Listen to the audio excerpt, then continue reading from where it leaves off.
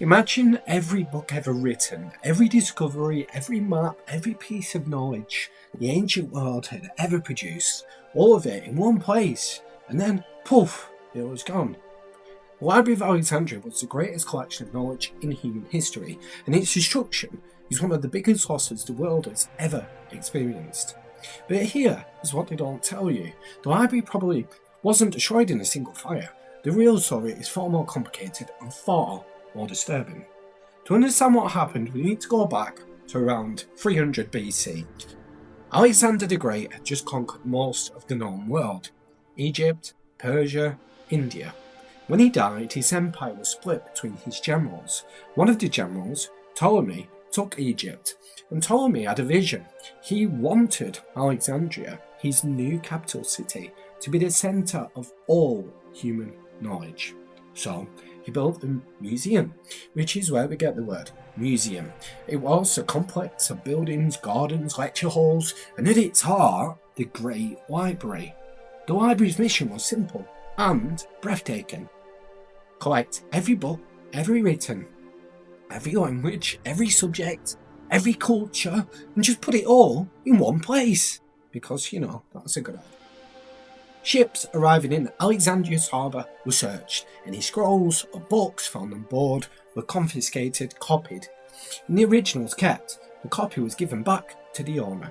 They sent the agents across the ancient world, to Athens, to Babylon, to Rome, buying, borrowing, and sometimes stealing manuscripts. Nothing was off limits.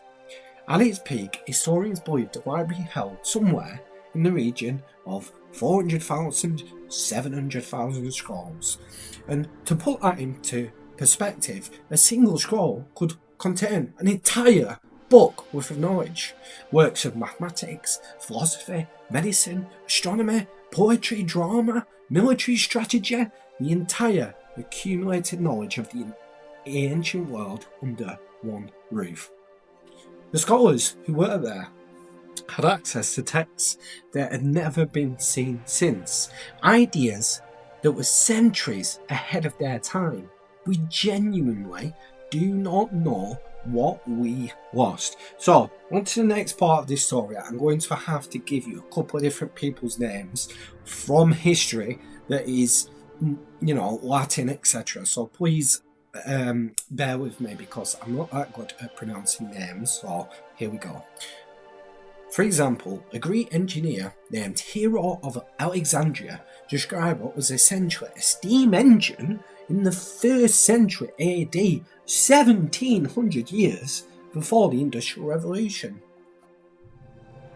Aristarchus of Samos calculated that the Earth went around the Sun, and this was in 270 BC, nearly 2,000 years before Copernicus said the same thing and shocked the entire world.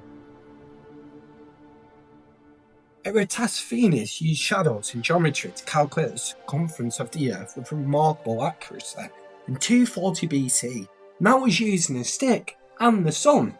Very basic. All of this knowledge was sitting in Alexandria, and all of it was at risk, because a library that everyone wants is also a library that powerful people want to be able to control.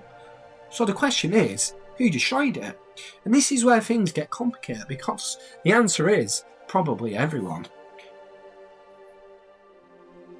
The most famous story is Julius Caesar. In 48 BC, Caesar was in Alexandria fighting a naval battle. He ordered ships in the harbour to be burned to prevent them falling into the enemy's hands, and the fire spread from the ships to the docks, and some ancient sources say it reached a warehouse containing thousands of scrolls, possibly an overflow storage site for the actual library itself. But, and this is important, most historians now believe the main library survived Caesar's fire. It was damaged, yes, but it wasn't gone. The library continued to function for at least another 300 years after Caesar. Scholars were still working there, and the texts were still being copied and studied. The next major blow came from Emperor Aurelian in 270 AD. He was putting down a rebellion in Alexandria, and his troops destroyed a large part of the royal quarter, and that was the area where the library stood. And then, in 391 AD, the Christian emperor Theodosius ordered the closure of all pagan temples across the Roman Empire. In Alexandria, a bishop named Theophilus used his order to destroy the Serapeum, a temple that housed the secondary library collection. And then there is the Arab conquest. In 641 AD, the Arab general Amr ibn al-As captured Alexandria. Later accounts, though disputed, claim he ordered the library burned, and he said that books agreeing with the Quran were necessary and books disagreeing were heretical.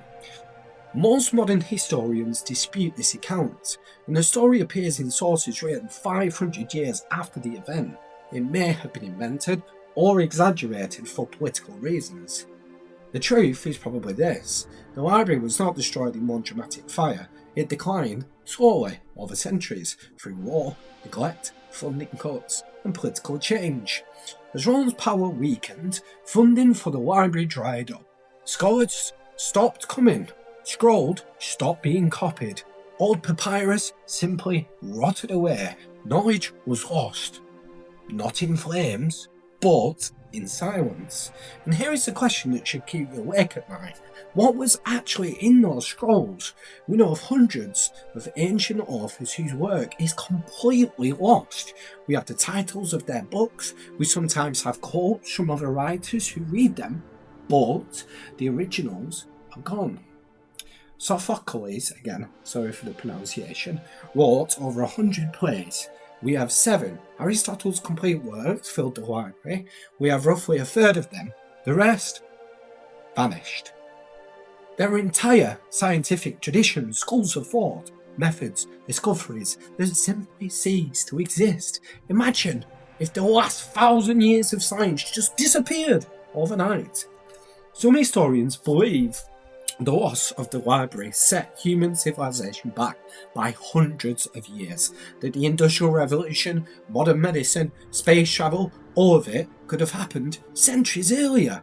We will never know because the knowledge is gone. Not stolen, not hidden in some secret vault by the government. Gone, destroyed, lost to time and to decisions because of the decisions of powerful people who thought they knew best. There is one final thought. The Library of Alexandria was not just a building, it was an idea. The idea that knowledge should be collected, preserved, and shared freely for everyone. That idea died with it. For 1,000 years after the libraries declined, Europe entered what historians call the Dark Ages. Learning stalled. Knowledge was hoarded by institutions rather than shared. The connection is not a coincidence. It was only when ancient texts preserved by Arab scholars and rediscovered during the Renaissance began circulating again that the world started to move forward once again. The Library of Alexandria is a warning. Knowledge is fragile, civilization is fragile, and the most dangerous thing in the world is not ignorance, it is powerful people deciding what knowledge the rest of us are allowed to have. The greatest library in history is gone. But the question it leaves behind remains: what else have we lost? And who decided we should lose it?